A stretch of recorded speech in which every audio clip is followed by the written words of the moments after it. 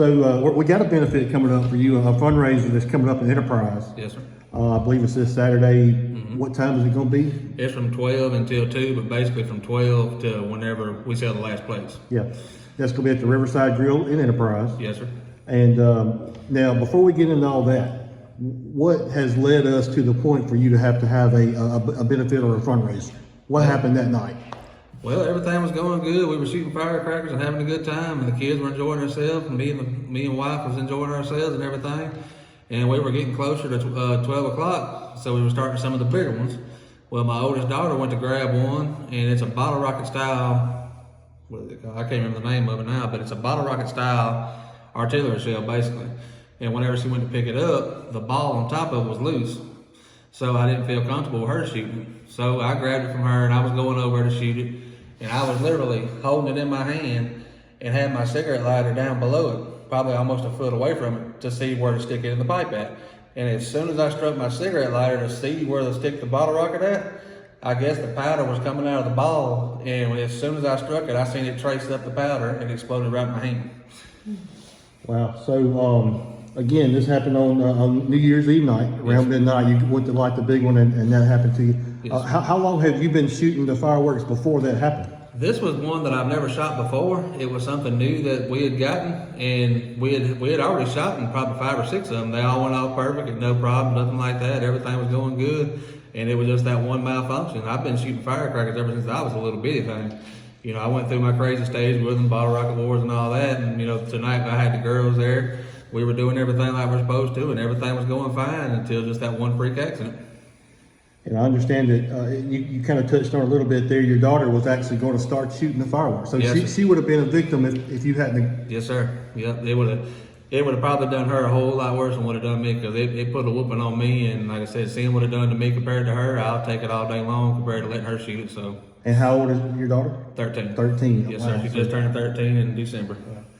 Mom, you have anything to say? That had to be a scary experience for you. Yeah, it was pretty rough. When I first saw it happen, it was the way he was holding his hand. It was kind of like it was holding his stomach. Like I thought his stomach had exploded pretty much. And so I took him to the fire station here in Stonewall, called the ambulance, and then I didn't know it was his fingers until one of the fire department people asked me to go back home and look for his fingers, because he only had 2 on his hand. And I kind of went and shot when I got back to the house, and my body kind of gave out. I looked for the fingers probably about an hour, couldn't find them, but found out later it's because he had all 5 fingers were in 3 different yards. Yep, and all 5 fingers blown off, and they were in my mama's yard, across our yard, one in the burning barrel, and one almost where she was standing at. Yeah, when it happened, we was probably, 2 car lengths away from each other? Yeah, you were probably from here to the corner of the room over there, probably about 20 or 30 yards away from me. And I had blood splatter from my head down to my toe and my coveralls. And Oh, wow. that was, yeah. That's why I say it was a strong explosion. You mentioned the fire department, and that's where we are here now doing this interview.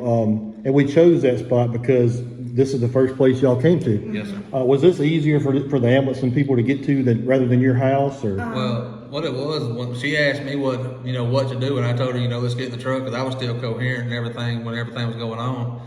And I told her, I said, get on the phone with Paratech, call the ambulance. I said, tell them we're on the way so we can shorten the time span up. And we turned right here off our main road and seen the fire department doors open. I said, pull in there. I said, they'll know what to do. They can help until the ambulance gets there. And Mr. Jody and who was the other guy? I can't remember his name. I know Mr. Jody. I know that. Yeah, Mr. Jody was here. but there were people here. You just immediately came to them for Yes, for sir. help. Yes, sir. Wow, that was kind of a blessing in disguise. Which I think they may have been doing something here that night also. I'm not sure, but so where are we at now? We're like a month. Yes, sir. Right. Over a month now. So where are we at now? What's the condition like now? The condition right now is everything. The skin graft is healed. It's doing real good. It still looks rough. I can move them fingers a little bit now. I can start to move them independently. This hand, I can pretty much move them. I got to go back next Wednesday to get the pins removed. We went back last Wednesday, and had all the staples removed. And they said everything's looking real good. They said everything's healing like it should. We're gonna get the pins out and let it heal for a week, and then go back a week after that and start the physical therapy. And if, depending on how his physical therapy works out with his right hand, he might have to have like a nerve surgery. Yeah, I think future they nerve said, surgeries. to reconstruct where they go because of how bad his right hand was, because they had to reconstruct his palm too. What was, when that first happened, I just happened to know this, and I may not even put this in the video, but when that first happened, what run through your mind, man? It's hard to say, because like I said, I remember holding it just like it was yesterday. I remember striking my lighter to see where the pipe was. And that's the crazy part, because I wasn't nowhere near the fuse. I wasn't even ready to shoot it. I was just holding the ball in place to keep it sturdy until I got it ready to shoot. And as soon as I struck it, I seen the powder just flash up. And I remember blowing my hands back like this. And as soon as I came back around, I looked, and I just dropped to my knees. All I could do was start screaming, because it blew my hands up. It blew both of my eardrums, and I was fully blind in my left eye. And deaf in his left ear. Yep. So you said you had blood on you. How close were you to this I was event? probably about 20 yards. So you said about far from here to over there? Yeah, I was about 20 yards from it. Crazy thing is, I didn't hear the loudness of it. It kind of looked like, when I turned to look at him, it was like I was in a complete dark area and somebody put a flashlight in front of my face, and it got really bright. And then all I heard was him screaming, "Please, somebody help me!" And the way he said it, wasn't that he said it, it was the way he said it, that gut-wrenching scream. And I was like, okay, something's not right. So I ran over there, and then all I saw, I mean, he was crying blood, literally, like blood was coming out of his eyes. His hands were everywhere, bone was everywhere. It was, I guess my mind didn't want to see exactly what it was until they told me about that, and about his fingers, and it hit me when I got to Anderson's, and they told me that he had a 50-50 shot to make it their flight to Jackson. Oh, wow. Yep. So that kind of... I wasn't even there that night, and I had chills just you talking about it. So. It's crazy, because like I said, I never passed out. I never blacked out. Yeah. I remember, telling her what to do, driving down the road, seeing the fire department open, Jody and Mr. Ricky helping me in here, and the ambulance pulling up, riding in the ambulance from here to 45. That's when I finally passed out. Really? Yes, sir. Well, so that's the story. That's the reason why we're having the fundraiser. But I wanted people to know what exactly happened. This is and I want to just show your hands if you don't mind. We looked at them earlier, but man, it did a number on you. And it did. And this fundraiser, there's a GoFundMe we mentioned earlier. Do you have that right off? We can link that to the page if you don't, but we want people to be able to give to this family.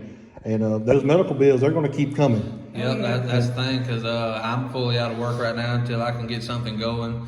She's not able to go to work because she's my full-time caregiver now, so I got to have something. And so we're both unemployed right now at the moment until we start getting some kind of funds rolling in. That's why we're doing the benefit and the GoFundMe, to try to help out with medical expenses and stuff around the house, food and stuff like that.